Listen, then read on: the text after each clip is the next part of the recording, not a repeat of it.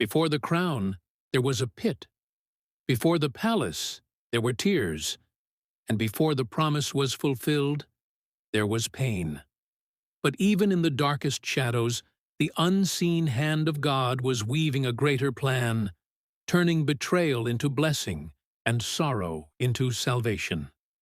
This is the story of a dreamer, the boy who became a ruler, the man who discovered that what man meant for evil, God meant for good. Once upon a time, in the quiet hills of Canaan, there lived a man named Jacob, the son of Isaac, the grandson of Abraham, and his beloved wife, Rachel. Rachel longed for a child.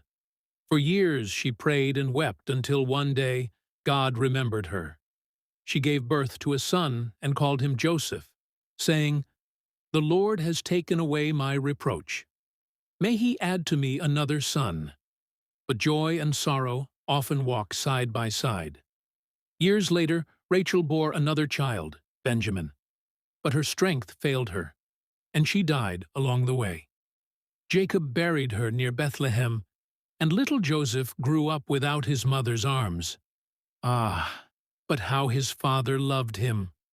Jacob made him a robe of many colors, a gift that shimmered in the sunlight like a rainbow after rain.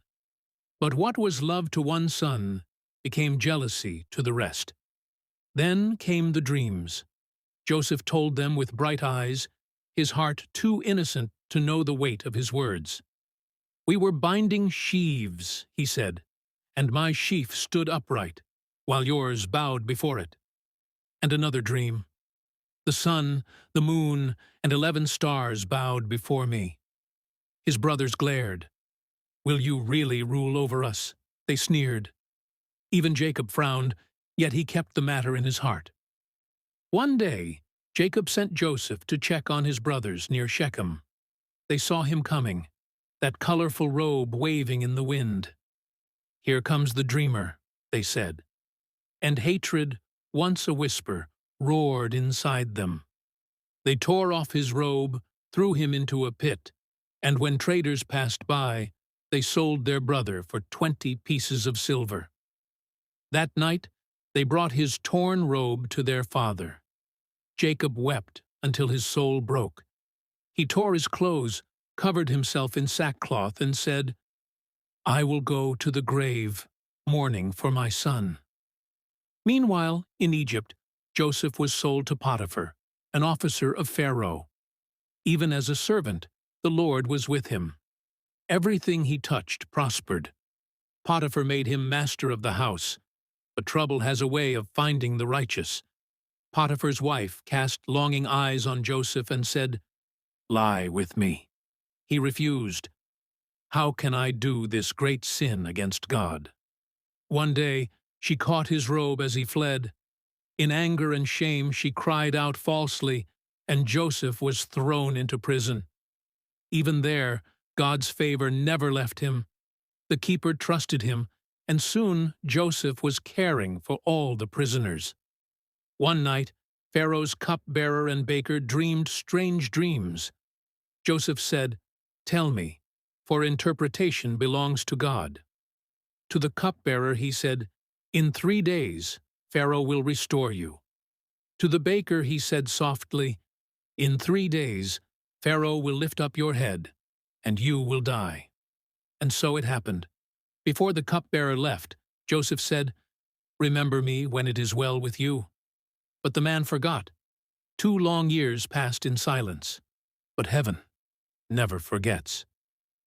Then Pharaoh dreamed 7 fat cows devoured by 7 thin ones, 7 full heads of grain swallowed by 7 withered ones. No one could explain it. Then the cupbearer remembered. "There is a Hebrew in prison."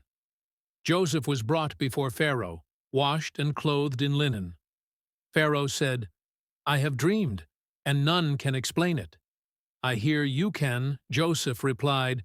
"It is not in me. God will give Pharaoh an answer of peace." He explained, 7 years of plenty will come, then 7 years of famine. Let Pharaoh appoint a wise man to gather food in the good years. Pharaoh looked at his court and said, Can we find anyone like this man, in whom is the Spirit of God? He placed his ring on Joseph's hand and made him ruler of all Egypt. The land flourished. Joseph gathered grain like the sand of the sea. He married Asenath, and 2 sons were born. Manasseh, God has made me forget my sorrow, and Ephraim, God has made me fruitful in the land of my suffering. Then came the famine, sharp and cruel. The people cried for bread, and Pharaoh said, Go to Joseph.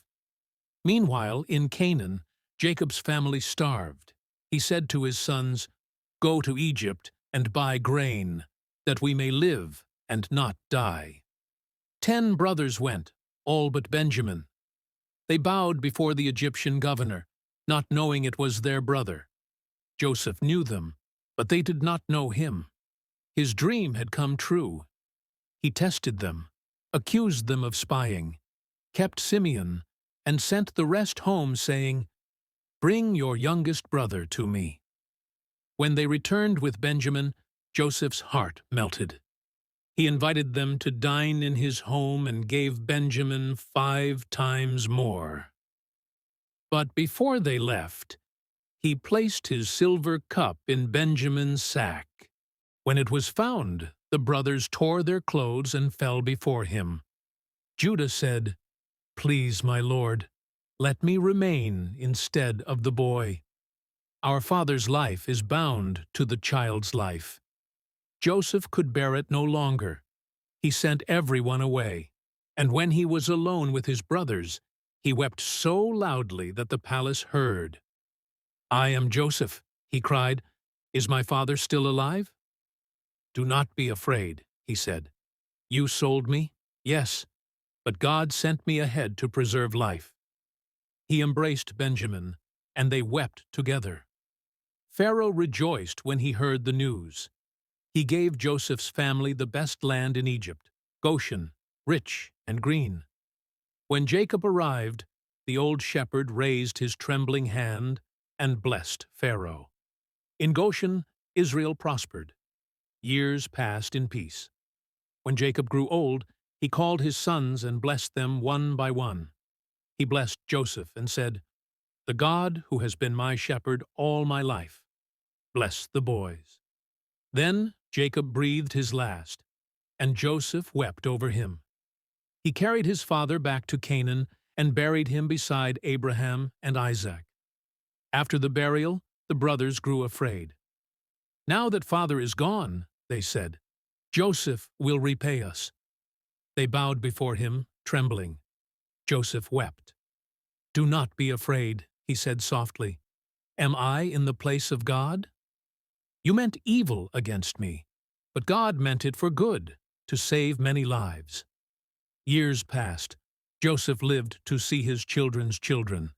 Before he died, he said, God will surely visit you, and you shall carry my bones from this place. And Joseph died in peace.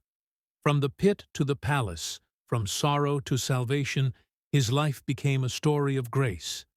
Through every betrayal, through every dark valley, God's hand was steady and sure. For what man meant for evil, God meant for good. Life does not always unfold the way we imagine. Sometimes it breaks us before it blesses us. Joseph's story reminds us that even when the road winds through pain, God is still writing something greater than our sorrow. The pit was not the end. The prison was not the end. The betrayal was not the end. Every tear was leading to purpose, every delay preparing deliverance. And when all was said and done, Joseph could look back and whisper, You meant evil against me, but God meant it for good. So never lose heart. God's plan never fails. He turns every wound into wisdom, every loss into life, and every story into grace.